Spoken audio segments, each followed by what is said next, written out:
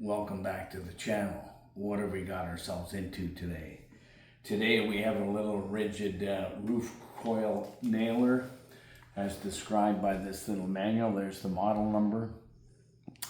It's been a trusty little machine for years, but now we have a problem. The little collar gasket has blown out. The collar gasket resides right underneath the head of this equipment here where the exhaust blows out. For brevity, I've removed two little small hex bolts with a 4mm Allen key. Here is the gasket that's all blown out from the years of use. Here's how easy this is. We're going to tip this back over. We're going to push this gasket back on. It just snapped on there, if you can see that. We have a little gasket up here to watch. We're going to put that back on there. I'm going to put my glasses on.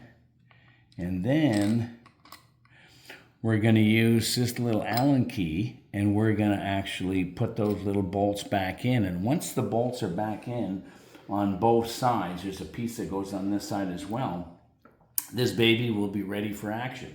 We'll just plug the air into the Type M fitting and we're ready to go. If you like the video, please press subscribe and like, and we'll see you next time.